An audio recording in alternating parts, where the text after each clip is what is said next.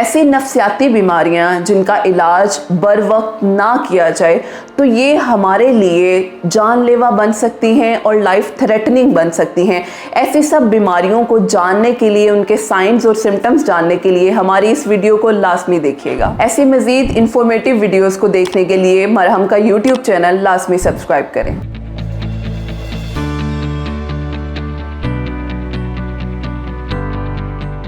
अस्सलाम वालेकुम एवरीवन, मेरा नाम मुआफ़िया मलिक है। बाय प्रोफेशन में क्लिनिकल साइकोलॉजिस्ट यानी माहिर नफ्सियात हूँ। उसके साथ साथ मेरी सर्टिफिकेशन CBT, NLP और हिप्नोथेरेपी में भी है। आज हम बात करेंगे स्पेशली मेंटल हेल्थ के हवाले से, क्योंकि हम जब बात करते हैं ना जहनी हालत के बारे में, तो हमारे यहाँ बहुत से मिथ्स हैं, बहुत से स्टिग्मास हैं। हमें टैबू मिलते हैं कि ये पागल होगा या इसको कोई ऐसा मसला है, इसको पागल खाने भेज देना चाहिए, घर में रह के इसका इलाज नहीं हो सकता। यानी there are plenty of myths आपको जो सुनने को मिलेंगी। आज हम इसी से रिलेटेड बात करेंगे कि ऐसी कौन से नफ्सियाती मसाइल हैं या ऐसी कौन सी मेंटल इलनेसेस हैं जिनको आप अगर ट्रीट नहीं करेंगे तो ये आपके लिए लाइफ थ्रेटनिंग बन सकती हैं। आपको एक जो है वो बहुत ज़्यादा तकलीफ़ में लेकर जा सकती हैं। Unfortunately in mental health illness की वजह से आप डेथ तक जा सकते हैं। तो इन्हीं स्पेसिफिक रीजंस पे हम आज बात करेंगे, जो कि मेरा ख्याल है एक बहुत क्रूशल और बहुत इंपॉर्टेंट टॉपिक है। देखिए, मेंटल हेल्थ कोई भी है, आप अगर डेली लाइफ में थोड़ा सा किसी स्ट्रेस का शिकार हो रहे हैं, एंजाइटी का शिकार हो रहे हैं, आपको नहीं पता कि आपने उस एंजाइटी और डिप्रेशन को ट्रीट किस तरह से करना है और अपनी डेली रूटीन को बेहतरीन किस तरह से बनाना है, तो आप यकीन मानिए आप कभी भी कुछ भी नहीं कर पाते। ठीक है, आपको ज़रूरत होती है उस प्रॉब्लम को, इस इशू को एवेलुएट करने की। जब आप इवेलुएट करते हैं या आइडेंटिफिकेशन कर लेते हैं तो आपको किसी प्रोफेशनल की ज़रूरत होती है। साइकोलॉजिस्ट है, काउंसलर है, साइकेट्रिस्ट है, यानी mental health professionals are there. सिर्फ आपने अगर प्रॉप किया है कि आपको कोई ना कोई इशू आ रहा है तो आपने कंसल्ट करना है।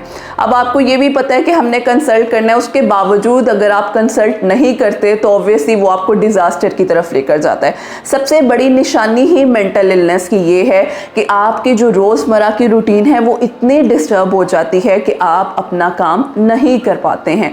तो सबसे पहली, और मैं इम्पोर्टेंट, वैसे तो इतनी ज़्यादा लिस्ट है मेंटल हेल्थ इलनेस की, DSM के अकॉर्डिंग तो 300+ डिसऑर्डर्स हैं, लेकिन जो मेन है स्पेशली हमारी डेली बेसिस पे स्ट्रेस है, एंजाइटी की तरफ कोज करता है, डिप्रेशन की तरफ कोज करता है, जिसमें डिप्रेशन आ जाता है, एंजाइटी डिसऑर्डर्स आ जाते हैं, OCD जिसको हम ऑब्सेसिव कंपल्सिव डिसऑर्डर कहते हैं, PTSD post traumatic stress disorder, आगे आपके साइकोटिक भी आ जाते हैं जैसे स्किज़ोफ्रेनिया है, बाइपोलर है, पर्सनालिटी इश्यूज आ जाते हैं। यानी ये सारे मेंटल हेल्थ इलनेस ऐसी इलनेस है जिन्हें आप वक्त पे ट्रीटमेंट ना करवाएं तो ये आपके लिए लाइफ थ्रेटनिंग बन सकती है। फॉर एग्जाम्पल मैं एक इसके डिसऑर्डर की बात करती हूँ। फॉर एग्जाम्पल डिप्रेशन, नॉर्मल इंसानों में भी 3 to 4% में एक इंसान को डिप्रेशन हो जाता है। अब उस डिप्रेशन की सिवियरिटी होती है, या तो माइल्ड होता है, मॉडरेट होता है या स्वेयर होता है।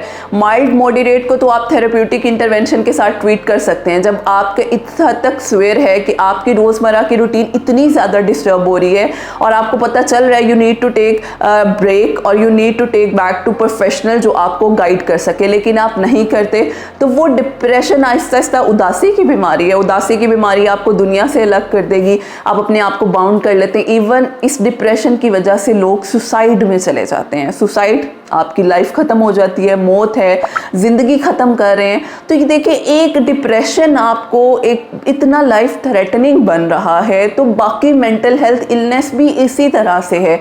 हम अपनी फ़िज़िकल जो जिस्मानी बीमारियां हैं उनको बहुत सीरियस लेते हैं, लेकिन जो आपकी नफ्सियाती या ज़हनी बीमारियां हैं उन्हें भी बहुत ज़्यादा ज़रूरी है कि आप उन पे काम करें।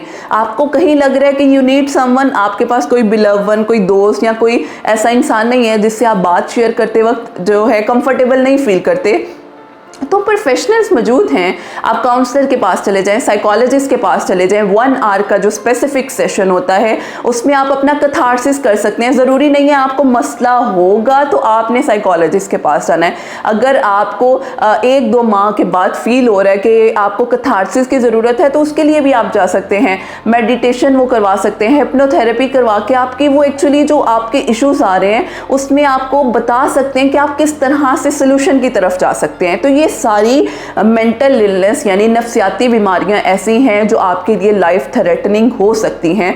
तो वंस अगेन मैं रिक्वेस्ट ही करूंगी कि आप सब लोगों से, अगर कहीं आपको लग रहा है कि आप किसी जहनी मर्ज का शिकार हैं तो बजाय अपने आप को मज़ीद ख़राब करने के, अपनी जहनी हालत को ख़राब करने के लिए किसी प्रोफेशनल से कंसल्ट करें जो आपको प्रॉपर गाइड करेगा कि किस तरह से आपने अपने इस मसले से बाहर निकलना है। Thank you so much. अगर आप अपनी कंसल्टेशन बुक करना चाह रहे हैं ऑनलाइन और इन पर्सन तो आप मरहम की ऐप के थ्रू या marham.pk के थ्रू अपनी कंसल्टेशन बुक कर सकते हैं।